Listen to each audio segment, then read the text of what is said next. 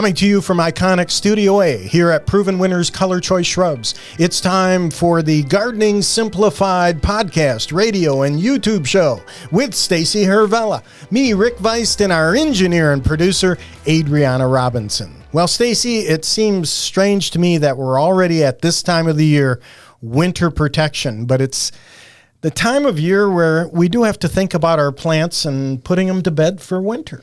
It's true. And, a lot of people, if they think that a plant needs protection for winter, either because they have experienced it getting winter damage or they just think that it needs protection, the fact is that now that plants are almost completely dormant is the time to do it, way over September or October, when they were actually still actively metabolizing and going into dormancy. Now that they're asleep, now we can talk protection. Yeah, great point. And, as a lifelong gardener, my attention right away steers towards evergreens and winter burn. Like human skin, evergreen trees, broadleaf evergreens can struggle to find enough moisture during the winter months. I hate that about winter. Yeah. I hate dry air, and low moisture levels in the air and soil create an arid environment. And that's when we see things like winter burn on things like boxwood or rhododendrons or even your typical evergreens in the landscape. So going into winter and making sure that they have the proper amount of water, the proper amount of mulch, and in some cases even an anti-desiccant spray, these are things that have to be on our minds, Stacy. It's so true. I think that by and large, many people feel like they need to protect stuff that doesn't actually need protecting. But you said a mouthful with mulch, because if there is one thing that people should be doing for plant protection, it is mulch. And I don't mean a rubber mulch. I mean a shredded bark, or if you are lucky and from the south, a beautiful pine straw mulch, something over the roots of those plants to keep them insulated, to conserve moisture. And honestly, for the most part, that's all most plants really need. Even the evergreens and broadleaf evergreens that you talk about, if they are well watered going into dormancy and they have that layer of mulch, that can make way more difference than even like a burlap wrap or an anti-desiccant can. Absolutely. Here. Thank you very much, Stacy, for saying that, because you're right. And I've found in gardening what really causes problems is not necessarily the intensity of cold or the intensity of heat, but it's when you get abrupt shifts in temperature, whether it's soil temperature or the plants. It can create some real problems. And of course, sun scald, frost cracking, that sort of thing in plants. When we get a sunny January day and then at night it just drops like a brick, that's when you can really get some big problems. And I think it's very important to note here that there is a big difference between a frost and winter. Winter, we're in it for the long term. When we talk about a frost, we're talking about an overnight event. Now, in that case, with a frost, sometimes people will resort to a blanket or plastic. But to do that for winter, that makes no sense whatsoever. The weight, but in addition to that, don't use plastic in wrapping your plants. And heaven forbid, bubble wrap. Don't do it. Don't do that. Now, you can wrap your pots in bubble wrap if you are so inclined. Feel like you need to. I know when I was a rooftop gardener, we did that. But do not use plastic to wrap your plants. Your plants will not be happy. I had an employee, and we had a 50-yard roll of bubble wrap, and he asked me what to do with it. I said, well, just pop it in the corner, and he was over there for 4 hours popping bubbles. Bad joke, I know. But don't use bubble wrap. I hope that was just a joke. It's just a joke. Southwest disease, when the sun shines on the bark of a tree and it expands and contracts and then it splits, that becomes a real problem too. And Stacy, I want to ask you this on this topic, because for me, I have found that Macrophylla hydrangeas, I generally don't see the damage in winter.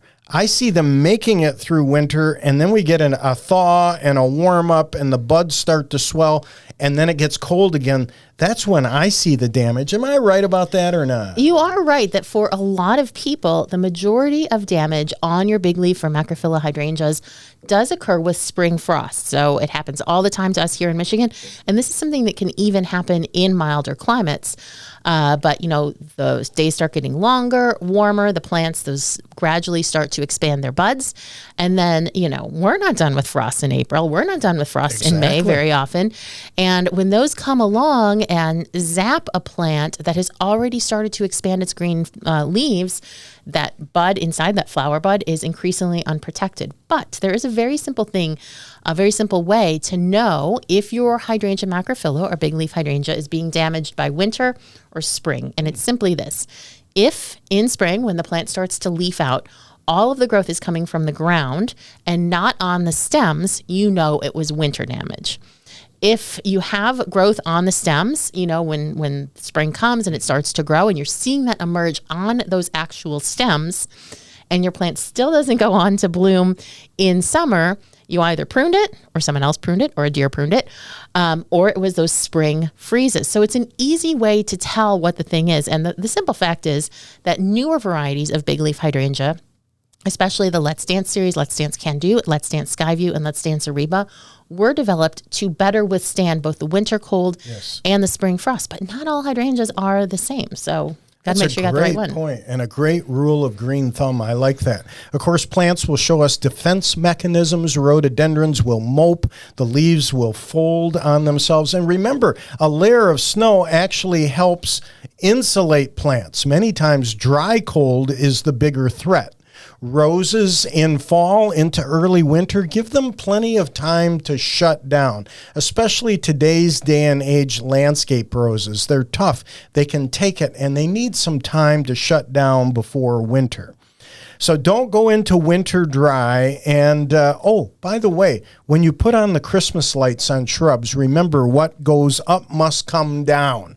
That's why putting the lights on plants is best done when it's really cold and uncomfortable outside. You don't get into all kinds of detail and really wrap them in there really good. That's just a I didn't know where you were going with that, but that is a very good point. You're going to be in much bigger of a hurry and not do that, I'm going to wrap it around, because then, when it is cold, taking them down, that's when you're going to be likely to cause damage. Exactly. So here's a limerick on winter protection for plants. In life, there are no guarantees. I try to rely on my expertise. But wow, I am feeling guilt, all snuggled warm under my quilt, while my roses outside freeze. My winter protections were textbook in the preparations I undertook. The night before Christmas it 'twas, and frozen are my hydrangeas. That's a stretch on that rhyme. I'll give it to you. Thank you. I can barely stand to look. I'll visit through the snow I trudge, give them encouragement, a nudge. Maybe next spring they'll forgive me. For forgiveness I will plea. I sure hope they won't hold a grudge.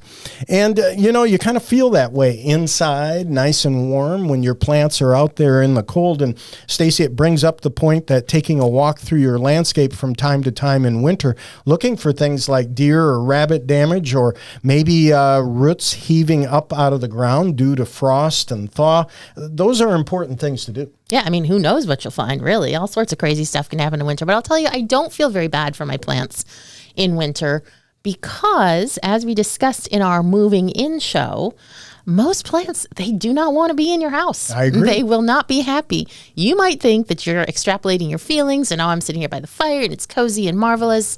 The plant is definitely happier outside. I can promise you, even if you want to try it yourself, make a note to try it next year. Bring in a hardy plant, see how it does. Let us know. Not to be discouraging, just saying. I agree. And if you have, of course, evergreens or broadleaf evergreens, I like the use of anti-desiccants, or they're also called anti-transpirants. It's basically just a pine resin spray that puts a coating on the foliage. Because again, if the plant is calling for some water and the roots say, hey, we're out of business, the ground is frozen, you can have some real problems with evergreens. It also teaches you how important microclimates are. Maybe these little coves in these areas around your landscape where you have plants planted.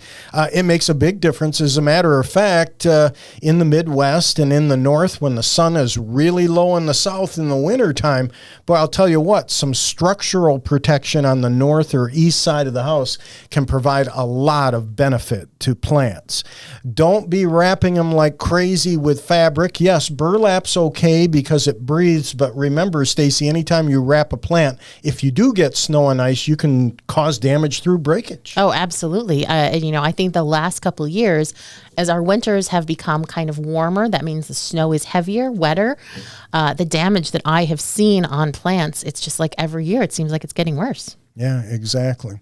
So there's all kinds of gimmicks. As a matter of fact, I've thought about for the show coming up with a new segment called Gimmicks. Okay. I'm kind of thinking about that. Stay tuned for branching news. I'm going to talk about a holiday plant that's been afflicted by crazy marketing gimmicks. But first, plants on trial. Let's see how Stacy ties this together and what plant is on trial this week on the Gardening Simplified Show. Greetings, gardening friends, and welcome back to the Gardening Simplified Show, where we're talking about plant protection. And you might be thinking to yourself, well, gee, thanks a lot. It is late November. This is not useful. But the fact is that it is useful. We did not just think of this too late to help you. Most people who do protect plants, for whatever reason you are protecting your plants, do it too early. And really, the key is you want those plants to be completely dormant. Now, Rick, you were talking a lot about evergreens and broadleaf evergreens, which may potentially need protection, like if you are pushing your hardiness zone, or maybe you planted them in fall, which, we don't recommend, but we know, like us, can't turn down a good bargain. And sometimes, Right. you roll the dice. Agreed. And so sometimes those things might need protection. Old-fashioned roses, grafted roses. Remember the old rose cones? How many of those did you sell in your And career? write your phone number on those styrofoam cones, because if they get airborne, they go 0 to 60 like that. Write your phone number or your email address. Something. So that, if you're going to do those types of protection, yes, the plant should be completely dormant. It's easy to tell with a rose. It will lose its foliage. You don't necessarily know, of course, with an evergreen, because it's not going to lose its leaves. But, you do want the days to get short enough and cool enough that the plant is just not in an active growth state anymore. And usually, I would say late November, at least for us here in the Midwest, is a pretty safe time to consider that your plants are more or less dormant. And that's why we're talking about it right now. But overall, the best plant protection strategy, in my humble opinion, is to not grow plants that need protection. Oh, that's smart. I mean, I say this as, I don't want to characterize myself as a lazy gardener, but, I have realized over the years that whether it's deer or all of the sun in my yard or how dry and sandy my soil is, the joy for me in gardening is not like I have to grow this and make it look good no matter what. The joy for me in gardening is, experimenting with plants, observing the relationships that they create in the landscape with wildlife, insects, birds, and all of that, and just liking the way that it looks. So my personal approach is to not really plant things that need protection. And if I do have a plant that is kind of marginally hardy here. It is a fig. And, figs, Chicago hardy fig is considered hardy to like USDA Zone 6. But as is often the case with things that are considered hardy, it only addresses whether the plant will survive, not whether it will do any of the things that you actually want it to do, i.e. bear figs, if it doesn't have that protection. So because I do want to avoid having to install things or work really hard at it, I planted this fig in a little area of my house where two walls come together. Mm-hmm. And that provides the protection that it needs. And microclimate. A little microclimate, right? Mm-hmm. So knock on wood, my fig is getting bigger and producing beautiful and bigger crops every single year. So that's I awesome. love that. You're taking the Huey Lewis approach, taking what they're given and working for a living. I guess so. Yeah. That's cool. But, I have visited a gardener once whose garden was on a tour. He was in Oregon, so could obviously grow a ton of really cool stuff. But, as is so often the case for gardeners, the grass is always greener on the other side. He decided he wanted to grow all these desert plants. Okay. And the winters in Oregon are fairly wet. Mm-hmm. These plants don't like that. Mm-hmm. And he was building all these cockamamie contraptions to protect his plants over winter. And, more power to him. If that is how you want to garden, I fully support it. But overall, I don't want listeners to think that just because we're talking about plant protection, that it means that plant protection is necessary. Okay. You know what I mean? Yeah, it makes sense. It does. It's common sense. I hope it's common sense. It is. But again, the hardiness zone system only tells us how much cold a plant will be able to withstand, the maximum cold temperature it will be able to withstand and survive, not whether it will actually do well. It doesn't measure how long the cold persists. It doesn't measure if the cold is mixed with snow, has snow coverage or anything like that. So in some cases, we are kind of left to wonder if something needs protection. And I would say that one of the candidates for protection potentially in your landscape is a broadleaf evergreen. Agreed. Now, broadleaf evergreen, I feel like, is one of those terms that gardeners, horticulturists like you and I throw around and just assume that everybody knows what the heck we're talking about. So I'm going to take a moment to tell you what a broadleaf evergreen is, even though I think if you think about it a second, you will figure it out. It is an evergreen with broad leaves. So basically that means not a needle or scale-leafed evergreen like a conifer. So pines, spruces, arborvitae, those are all needle or scale-leafed evergreens. They are conifers. A broadleaf evergreen is a plant with regular foliage. You would not necessarily know it was evergreen. So we're talking about things like rhododendron, boxwood, gardenia is another great example. And in fact, the warmer your climate, the more broadleaf evergreen options you're going to have. Yes, there's a lot more for the South than there are for us in the North. But that doesn't mean we don't have our options. And if you grow a broadleaf evergreen, no matter where you are at, the number one, maybe two things actually that you can use to protect your broadleaf evergreen. Number one, plant it as early as possible before the stressful weather sets in. Let it create a nice, big, abundant root system. For us, before the cold sets in. If you are in a hot climate, it might be before the heat sets in. You want to give it the longest possible window of establishment before its biggest challenge confronts it. And number two, mulch. If you are, again, going to do one thing to protect your plants every year, it should be a good 2 to 3 inch layer of an organic mulch. And when I say organic mulch, I don't mean like organic vegetables made without pesticides. I mean made of something that's going to decompose because that's going to nurture the soil. It provides the best environment for root growth and moisture conservation. So that's the key to success with any broadleaf evergreen, including today's plant on trial, Skybox Japanese Holly, Ilex crenata. Great plant. It is a great plant. And it's an interesting one because when I was younger, I had never heard of it or noticed it or anything like that. I mean, I was aware of boxwood. And when I moved to New York City to go to horticulture school, Ilex crenata, Japanese holly, was everywhere. It's in all the parks in New York City. It was all around the New York Botanical Garden where I went to school.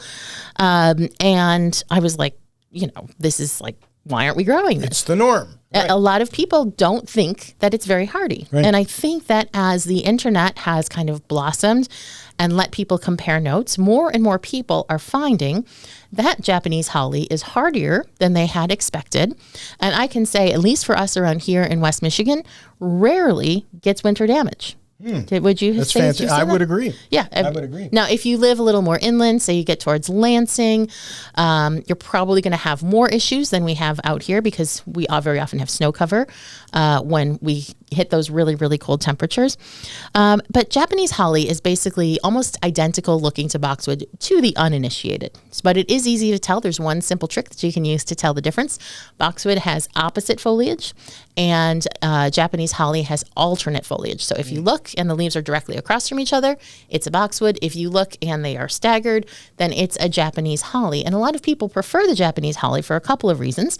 Obviously boxwood is getting some diseases in some parts of the country. That's a problem. Some people can't stand the smell of boxwood. Correct. And we won't get into that. We won't get into that. But the other thing that's really special and about Japanese holly in general, but especially Skybox, today's plant on trial, is that they offer you the opportunity to have a unique form. Skybox is a narrow, upright, pyramidal plant. I was going to say it's all about the shape. Yes, absolutely. And most boxwoods, incidentally, that have that shape tend to be a lot less hardy than the rounder hedging boxwoods. They tend to be quite tender. Right. So Japanese holly, like Skybox, is an opportunity for you to have that beautiful, handsome, narrow habit that people love. They love planting it around their front door. They love planting it in containers while still getting a zone 5 hardiness. So it's a really great opportunity there. You talked about Christmas lights. This is a great plant for lighting with Christmas lights because it does have that nice narrow habit. But again, it is a broadleaf evergreen. So this is a plant that if you live in Michigan or in USDA Zone 6, you're going to want to plant this in spring, give it that nice long window of establishment, and keep it mulched so that you're going to maintain that nice, beautiful green foliage. Would you consider it a front door kind of specimen plant? I would consider it a front door specimen plant. I think that's how most people want to grow it. Okay. Of course, that is how I mostly see it, but I also mostly see people's front yards, not their backyards. So it is common to see it. But yeah, when people see the shape, I think that's where, immediately their brain goes. Yeah. But, you do. So one nice thing about that is very often front yards are kind of more protected because the house itself provides some protection. So that can help a lot as well. But really, this is a plant that if well sited and well mulched, it's not going to need any protection. And again, planting it in spring, and it's just going to look great all year round. It maintains its green foliage. It doesn't bronze like certain boxwood can. So it's a great boxwood alternative, and I think just one of those plants that has the shape that everybody wants. It's outstanding. And Stacy, we're talking about Ilex, I-L-E-X. Yeah, Ilex crenata. Yes. All right. And the crenata refers to the leaves. They have just the tiniest little crenations on the side, just little sort of indents. You really have to look closely for them. Not sure why Linnea's picked up on that over anything else. A bit less shade tolerant than boxwood and not quite as deer resistant, but a great choice for all of the reasons that we just listed. And you can find them all in our show notes at gardeningsimplifiedonair.com. You can see more pictures of Skybox than you've seen on our YouTube channel and decide if you're going to add it to your garden next spring. We're going to take a little break. When we come back, we're opening up the mailbag, so please stay tuned.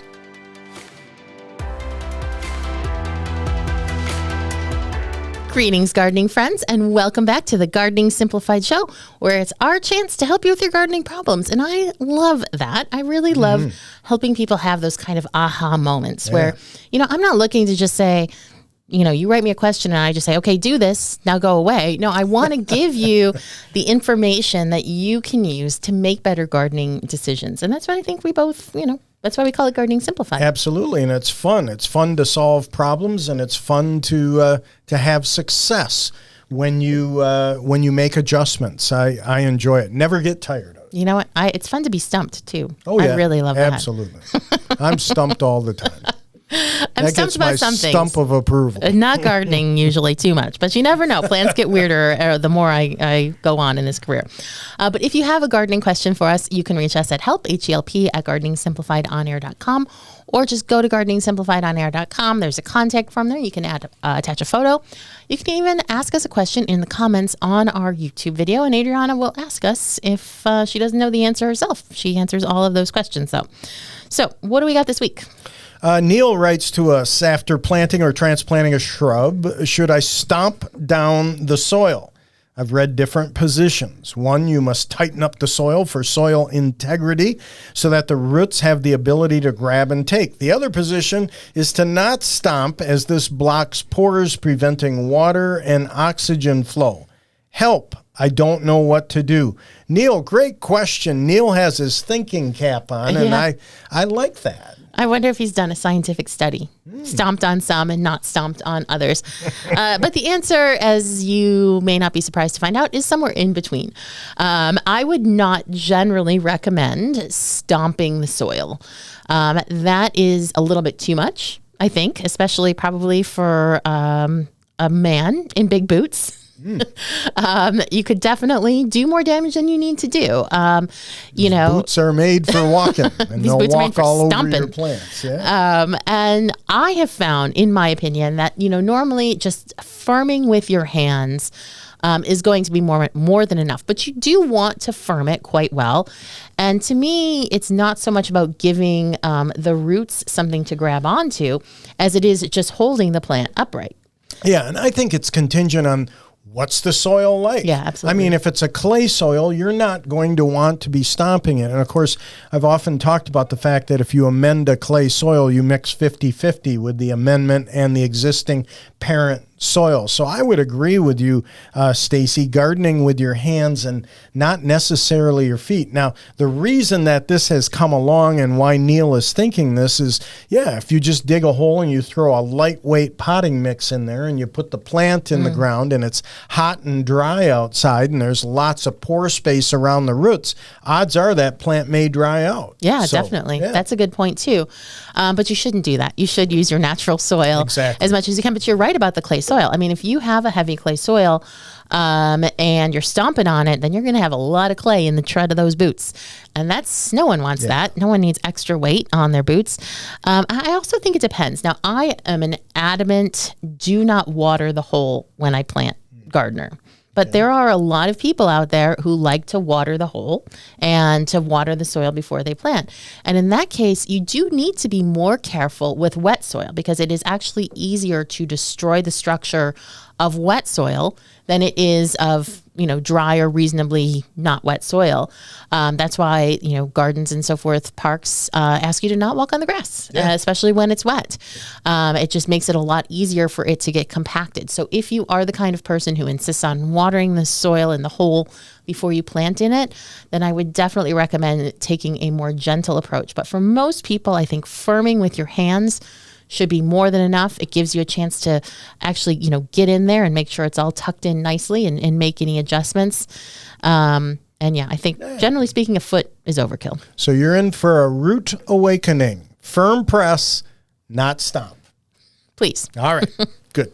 Debbie writes to us, I have a Chinese hibiscus tree that lost all its leaves this summer. It is back. Beautiful. How do I overwinter this beauty? Okay, so now I have not really heard the term Chinese hibiscus for this plant. I was leaning on you because I have not. Okay, so I looked it up. And, thank you. I just wanted to make sure that I was answering Debbie's question correctly, not answering her question about a plant that she's not actually growing. And the answer was right in front of me all along. It is tropical hibiscus, as we normally call it, Hibiscus rosa sinensis. Okay. And sinensis means Chinese in Latin. So that would be why some people would call this a Chinese hibiscus tree.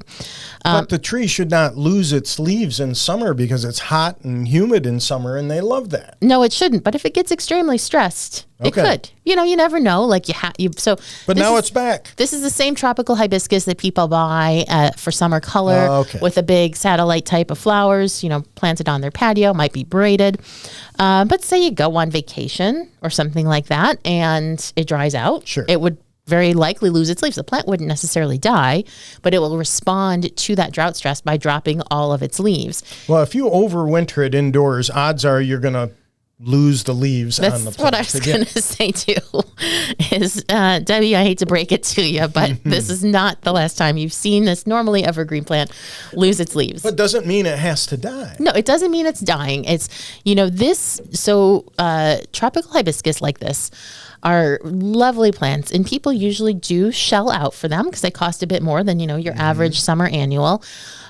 So you can't blame them for wanting to bring them indoors, but and it is possible to overwinter them indoors. You want to keep them as bright and cool as possible. So they definitely shouldn't be freezing, but they don't want to be hot. They want to be in cool area with good air circulation. They shouldn't be overwatered, but nor should they dry out. So you kind of have to have that, just right Goldilocks scenario for them. But even if you have that, short of having a conservatory, this is one of those plants that is going to respond to being brought indoors by dropping some foliage. Absolutely. So don't panic.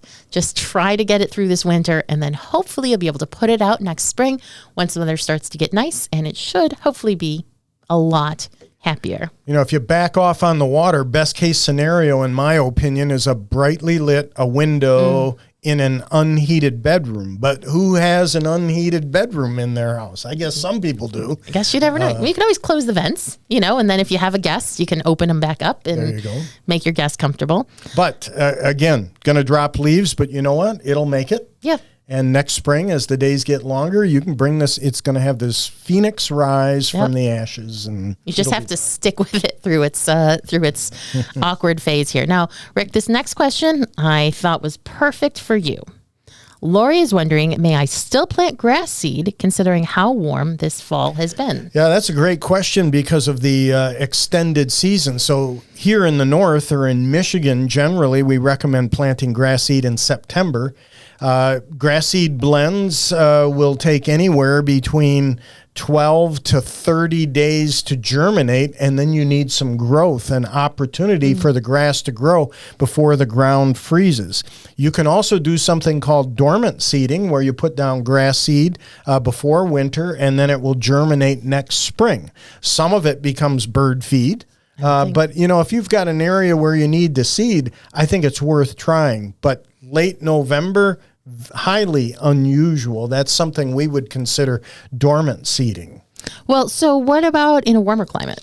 In a warmer climate, you probably could. Again, with what we're experiencing as far as the climate is concerned, you're going to have some measure of success. I think ideally September, October, that's the time to be seeding lawns, arguably the best time of the year to be seeding a lawn. Okay, so it's getting a little bit late now for grass seed. Now, I would say if you have grass seed that you're just trying to get rid of through winter, then I would say go ahead and put it down. If you did that, would you put hay or straw or something over it to kind of help protect some of it from being eaten by birds? You could do that. There are also paper mulches that you can purchase that almost make it look like you're hydro seeding. And you'll see contractors doing that also late in the season or along highways. And again, some of that seed is going to end up germinating next spring. Some of it's going to wash away. Some of it's going to become bird feed. But bare soil is not a natural condition, so you have to do something. And for many people, they don't want to seed in spring because they want to be applying a crabgrass control, and you can't do that along with seed. So, I'd say, especially if you have the seed, I'd take a shot at it. Right. So don't buy seed right now in an effort Probably have a tough time finding it. Well, you never know. And there's a lot of unscrupulous people out there who will just be like, someone will buy this, so I'm going to just put it out there at full price, and, it's expired or whatever. So don't buy it. But if you have it, you might as well put some out now. Probably don't need to water it unless it's unusually dry. Probably won't have to water it, but you're not going to get that instant, what I call grassification. So step back and let nature do its work. Right. So, but it might save you a little time in spring. So it's always worth a try. And you know what? The bottom line with things like this is you always learn something. Yes. At the very least, you learn something that you can apply to decisions in the future. So I feel like it's worth it if it's low cost and low stakes. So thank you so much for your questions. If you have a question, don't forget, you can reach us at gardeningsimplifiedonair.com. We're going to take a little break. When we come back, we've got branching news. So stay tuned. Welcome back to the Gardening Simplified Show. It's time for branching news. Stacy, I thought today let's spend a little bit of time talking about a plant that many people will have indoors during the holidays. We miss the garden, and we love plants. We know that. And so for many people, they'll bring in Amaryllis into the house, or they'll be gifted in Amaryllis. And it's a simple plant to grow and to get flowers during the holiday season, but it has a complicated story to it. And it's become more complicated over the years because, again, when I first started out in the garden center industry, we would sell bulk Amaryllis bulbs. Just out on their own. Out on their own. You'd reach into a bin, you'd pick through these large Amaryllis bulbs, you'd pick one out, and then it's up to you to pot it and take care of it and decide what to do with it. Then came along these kits that had everything in them so you could grow your Amaryllis, and they were conveniently in a colorful box so that you could give it to somebody as a gift. Now, when you take a look at it, Amaryllis, in my mind, is one of these plants that's really gone through some crazy marketing. And I've been walking into stores, and of course I'm attuned to this, having sold bulbs my whole life. Now they wax Amaryllis bulbs. So the Amaryllis bulb is completely coated in wax in all kinds of different colors. And then when the wax thing worked, they thought, let's add glitter. And then let's add some fake snow. And then we'll press a metal base into the bottom of the bulb. We call it the basal plate. And they press a metal base in them so that they'll stand up on their own without having to be potted or put into soil. And then the piece de resistance, so to speak, is they'll put a sweater on them. What? Nah, Yeah. Oh, get yeah. out. They're out there. No. You buy Amaryllis with sweaters on them. Oh, no. Yeah. Why are they trying to make it look less like a plant? Well, that's the thing. You know, they want to make it really, really easy for people. So Dutch innovators produce these wax bulbs in all these colors and ornamental finishes and metallic and glitter and marbled and everything else. And the reason for it is waxed bulbs are viewed as a one-time shot, similar to the way people approach poinsettias. Buy it, enjoy it for a few weeks, chuck it in the trash. Right. Now, there's many people like me who don't want to throw the thing out. And can you save a waxed bulb Amaryllis? And you can. You're going to have to peel the wax off at the end of the season. You're going to have to be patient. You're going to have to allow the strap-like foliage to grow and treat it as a houseplant. For most people, they're going to think, throw it in the trash, because blooming exhausts the bulb. But if it's planted in a pot, in soil, once it's done blooming, you can cut off the stalk, leave that strap-like foliage on, treat it as a houseplant, and then later on in spring and summer, when it's nice and warm outside, we can bring it outside into a shaded area. It will love the bright light, and you can fertilize it, give it a resting period, and then start the cycle all over again. But the point is, we now market these Amaryllis bulbs as though they are a chuck-it-in-the-trash plant. Which is fine. You know, it is okay for people to throw plants away if you want to. It's also okay to keep them if you want to. Both of those are perfectly acceptable ways to deal with a plant that you have or have been given or whatever. Like, we don't make the rules. But it does kind of upset me that, like, they're trying to make them less plant-like, because isn't that the whole point of having an Amaryllis at Christmas, besides the fact that it aligns with its natural life cycle, that it's this, like, great source of joy in the darkest time of the year. And the fact that it is a plant is kind of like what we celebrate about it. And I do love the stories of people who have had Amaryllis bulbs for, you know, decades, because they can last so long. So, you know what would be a good Amaryllis marketing idea? What's that? If they sold it with a little magnet that you could put on your refrigerator that told you everything you need to do next. Oh, there's a good idea. You know, let's bring the plant back to the Amaryllis do that here and split the royalties. But if you like the waxed one, great. Go for it. Buy a new one every year. Make yourself happy. It's the darkest time of the year. You need to do things that make you happy. That's fine. But at the same time, let's not forget it's a plant. If you want an Amaryllis bulb with a sweater on it, more power to you. So in 1946, some Dutch growers moved to South Africa and began cultivation there. And now I'm going to really screw things up and gum up the works here, Stacy. We call them Amaryllis. We give them as gifts as Amaryllis. They are really not Amaryllis. Amaryllis is a misnomer. Actually, the botanical name is, and I have it spelled out here phonetically so I get it right, and you can test me on this, Stacy, Hippeastrum. Excellent work. Thank you. I've got it phonetically spelled out here, but Hippeastrum. So the flowers we all know as Amaryllis are technically not Amaryllis at all, but Hippeastrums. So true Amaryllis are temperamental plants. They're temperate plants native to South Africa. One fairly common one would be Amaryllis belladonna. Some people, our southern friends who watch and listen to the show, call them surprise lilies when, you know, you get a rain and then all of a sudden they're blooming. So technically what you're getting are Hippeastrums, which are native to South America, not Africa. So you take a look at this nomenclature debate. You talk about taxonomy, genus, genera, genre, however you want to pronounce that. Genera, things botanical, naming and organization, hybridization, subgenre. Genera. Just saying. It's going to make your head spin. It's crazy. And so the whole point here is this.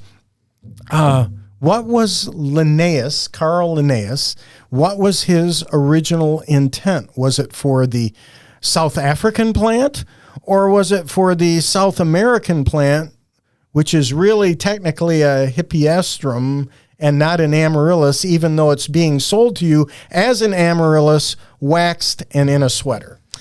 I mean, I'm done. You've pinpointed in a roundabout way the difference between botany and horticulture, which is when we talk about the botany of something, we're talking about the scientific designations and the scientific aspect of it, where the horticultural aspect is simply, if you walk in to a garden center and ask for an Amaryllis, are you leaving with the plant that you went in to get? And if so, then it worked. But let me tell you something about Linnaeus. His name was not Carol Linnaeus. It was not. I always called him Carl. It was not Carl Linnaeus. He Latinized his own name. His actual name was Carl von Linné, and Linnaeus was a Latinization of his own name that he created to kind of give himself a binomial like he gave plants and animals. So no wonder people struggle with botanical names and Latin names. And I think I'm going to create a Latin name for myself. Okay, I look forward to this. Yeah, I think I'm going to do that. We should come up with a Latin name generator on our website. And then everyone can generate their own scientific name for themselves. Let's do it. Their pets. That's going to be fun. Anyhow, I love Amaryllis or Hippeastrum or whatever you want to call them, but I like to grow them in soil and pots, so I just kind of went on a rant here. I'm really not into those stand-on-their-own waxed, sweatered Amaryllis. Yeah. Do you have an Amaryllis you've had for many years? No. Or you get a new one every year? No, I did for a long period of time. And you're right, Amaryllis are similar to Christmas cactus. Or we have some listeners and viewers who have carried over a poinsettia from year to year and then given it the dark treatment it needs in order for the bracts to color up. And, of course, fruitcakes, too, right? Yeah. We pass those along, too. So, no. But, again, there's something about a plant like that, a beautiful plant like that. I want it growing in soil. I agree. And they are elegant. And I don't personally think that the bulb, despite being brown and flaky, detracts from the plant in any way at all. I think it's part of the beauty. But, we all have different approaches. And I'll tell you, they would not be selling as many waxed Amaryllis as they are if people didn't like them. You're right about that. And on a final note here, let's get ready for some holiday hot chocolate. Cocoa farmers in Ghana expect a boost in the 2024-2025 season, starting in October after a sharp fall in production this past season contributed to boosting global cocoa prices to record levels. So get ready to enjoy some hot cocoa. The cocoa beans are on an upswing. All right. Good to know. And it's good to know. 'Tis the season. Stacey, thanks so much. Fun to Thank do you. the show with you. And Adriana, thank you so much. And thanks to you for watching on YouTube, listening on radio, and listening to our podcast. Have a great week.